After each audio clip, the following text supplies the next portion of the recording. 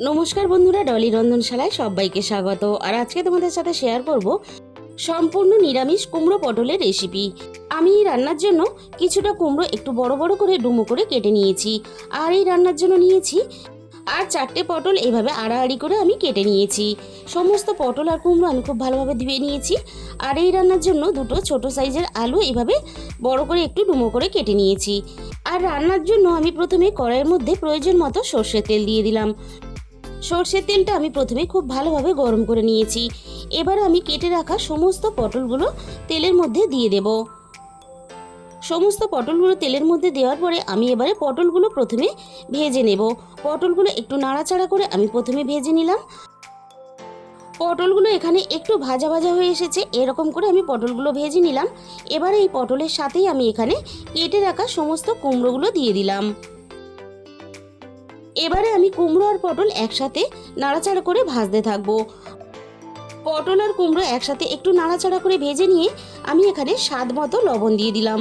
লবণ দিয়ে এবারে কুমড়ো আর পটলটাকে আমি আবারও নাড়াচাড়া করে বেশ ভালোভাবে ভেজে নেব। পটলগুলো বেশ নরম হয়ে গেছে আর কুমড়ো আর পটল বেশ ভালোভাবেই ভাজা ভাজা হয়ে গেছে। এবারে আমি সমস্ত কুমড়ো পটল কড়াই থেকে নামিয়ে নেব।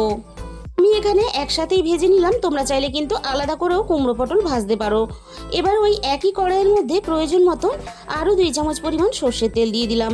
সর্ষের তেলটা খুব ভালোভাবে গরম হতে ফোড়নে আমি এখানে দিয়ে দিলাম অল্প একটু 5 ফোড়ন আর দিয়ে দিলাম 2টো তেজপাতা কুচি। এবারে আমি এখানে দিয়ে দেব একটা শুকনো লঙ্কা।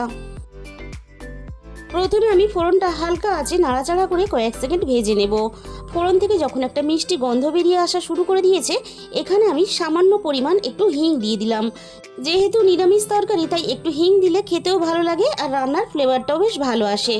এবারে আমি এখানে কেটে রাখা সমস্ত আলুগুলো দিয়ে দিলাম। আলুগুলো আমি কিন্তু প্রথমে ফোড়নের সাথে বেশ কয়েক মিনিট নাড়াচাড়া করে ভেজে নেব। আলুগুলো আমি এখানে দেখো বেশ কয়েক মিনিট নাড়াচাড়া করে খুব ভালোভাবে আমি এখানে ভেজে নিলাম। আমি আগে থেকে একটা ছোট সাইজের টমেটো আর আদা পেস্ট করে রেখেছিলাম, সেটা আমি এখানে দিয়ে দিলাম। আর সাথেই আমি এখানে দিয়ে দেব স্বাদ মতো লবণ। এবারে আমি আলুর সাথে আদা ও টমেটো বাটাটা বেশ কয়েক সেকেন্ড নাড়াচাড়া করে ভেজে নেব। এতে আদারও কাঁচা গন্ধটা চলে যাবে আর টমেটোরও কাঁচা গন্ধটা চলে যাবে। বেশ কয়েক সেকেন্ড নাড়াচাড়া করে আমি ভেজে নিয়ে এবারে একে একে মশলাগুলো দিয়ে দেব।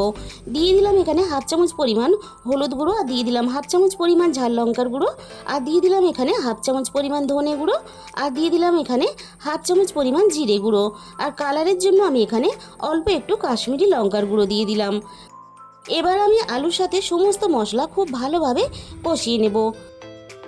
মশলাটা আমি কয়েক সেকেন্ড নাড়াচাড়া করে কষিয়ে নেওয়ার পরে আগে থেকে অল্প একটু আমি ছোলার ডাল সিদ্ধ করে রেখেছিলাম, সিদ্ধ ছোলার ডালটা আমি এখানে দিয়ে দিলাম।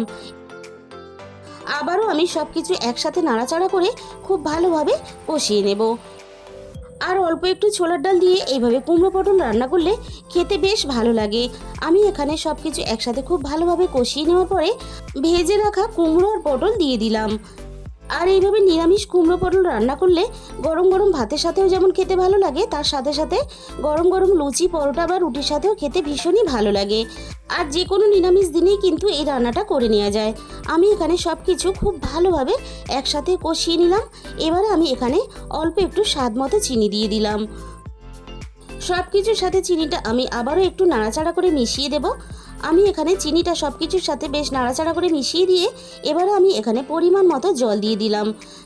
আর এই রান্নাটা খুব বেশি ঝোলঝোল করে রান্না করলে খেতে ভালো লাগবে না, বেশ গ্রেভিটা একটু মাখা মাখা হবে, এরকম হিসাব করেই আমি এখানে প্রয়োজন মতো জলটা দিয়ে দিলাম।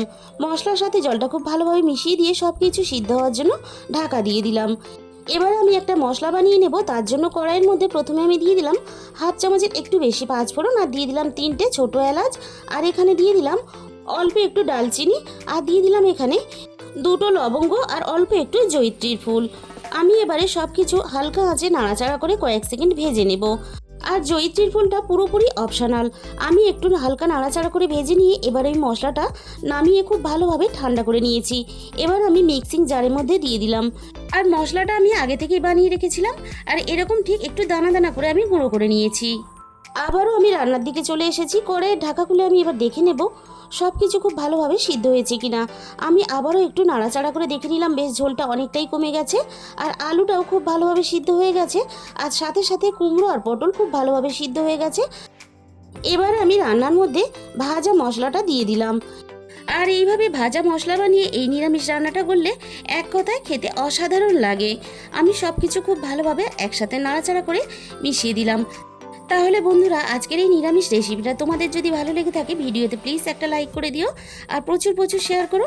আর যে সমস্ত নতুন বন্ধুরা এখনও পর্যন্ত আমার চ্যানেলটাকে সাবস্ক্রাইব করোনি, এরকম নতুন নতুন রেসিপি পেতে অবশ্যই আমার চ্যানেলটাকে সাবস্ক্রাইব করে পাশে থাকা বেল আইকনটা অল করে দিও। তাহলে যখনই আমি কোনো নতুন রেসিপি আপলোড করব সবার আগে তোমার কাছে পৌঁছে যাবে। তোমাদের মূল্যবান সময় দিয়ে রেসিপিটা দেখার জন্য সবাইকে অসংখ্য ধন্যবাদ।